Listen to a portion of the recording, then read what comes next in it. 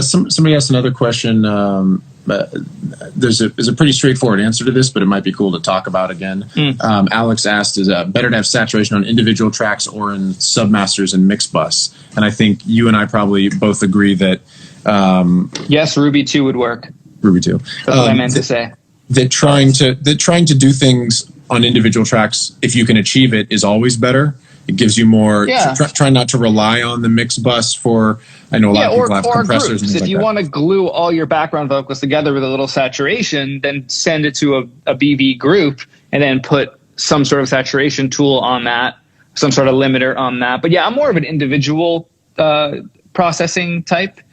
I have a template that has very subtle group treatment happening, but it's so subtle. Like there's a Pro L2 on my background vocal bus that's doing a dB of reduction maximum. Like it's super subtle glue. So while I'm working on things, there's a bit of a handicap that like it won't peak over this or whatever, you know.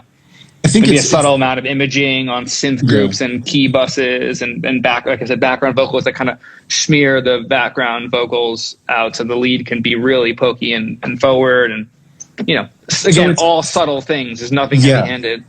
So it's not 100% true what I'm about to say, but it leans this direction. If you are processing things as a group, you are much more likely to make them less distinct between each other. So if so if you're putting saturation or compression or EQ or anything on a mix bus, you are often going to sacrifice some amount of clarity between the elements. So if you are trying to do something like that, like background vocals, and you want to actually make a nice sort of smear thing so the lead vocal can pop out, putting them in a group, trying a little imaging or a group saturation or compression or something like that is a nice thing. But if you're trying to, you'll sacrifice some clarity. Sometimes that's a good thing. Sometimes you need to do it.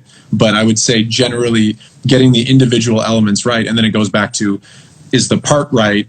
Is the lyric good? Is the performance, going back to that. At my position, the part should be right before it gets to me. So I have to treat it as if the part is right. Also, I wanted to mention that we haven't done any food references yet, but we're saying schmear instead of smear. So I wanted to just point that out really quick. Bro, we both did it too. I'm fasting right now. I'm going to eat once we're done with this. I try to eat around like 1 p.m. or 1:30. So everything comes out as like a Freudian food reference.